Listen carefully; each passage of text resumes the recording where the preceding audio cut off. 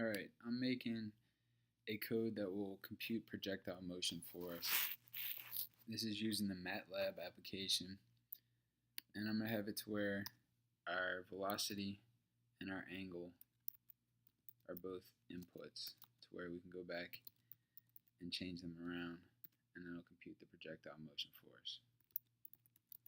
And we know that our gravity is I already have that typed in. It's negative 9.81. Our velocity is the input. Making the same with our angle.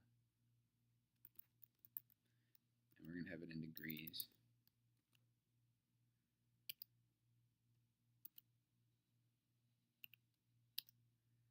Then we're going to have our n, which we're going to use for our length space function, which is going to be easier to do it this way. This is going to be the number of increments.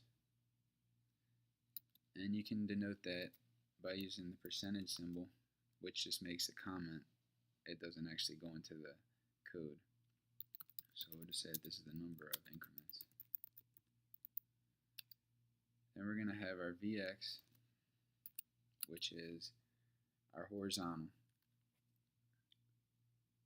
And it's going to be, our Vx is going to be equal to velocity times cosine of d, which is going to be our degrees. And it's going to be that angle.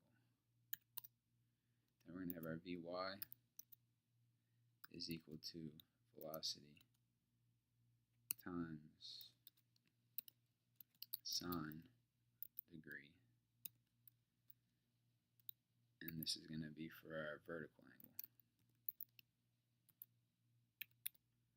Then we'll have t. This is also going to be used in our length space, is equal to, since the number is going to change, it's easier to just make it its own formula and then just use the t for the length space. So it'll be t is equal to negative Vy, because Vy will change when we change the velocity, divided by the gravity times 2.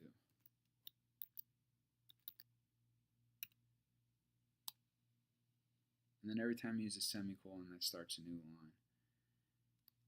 And then t is going to be equal to our length space. And the length space creates a vector with the first two values being the amount. So as it shows here, a, we're going to use that as 0.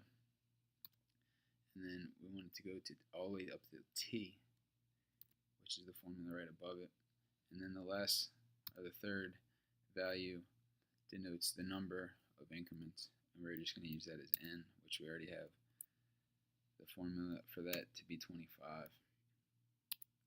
Then we're going to have x is equal to Vx. This is going to be for our x-axis on our graph. Vx times t.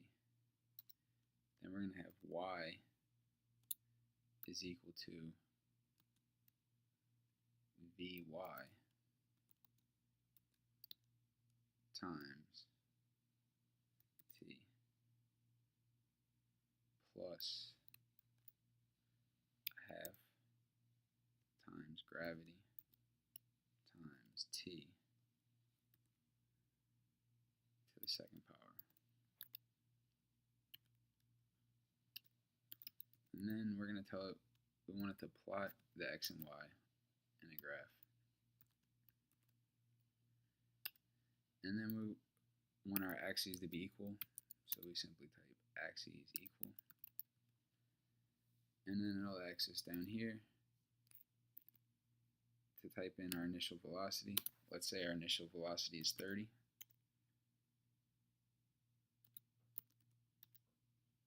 Then it asks us to enter the angle in degrees. Let's say that we have a cannon shooting that initial velocity of 30 with it sitting at an angle of, let's say that it's sitting at an angle of 68. And it computes it for us right here. Down here, breaks it up in the columns and everything and shows us where exactly it would be at what point in time. And here it shows a graph of the projectile motion with our initial velocity being 30 and our angle being 68.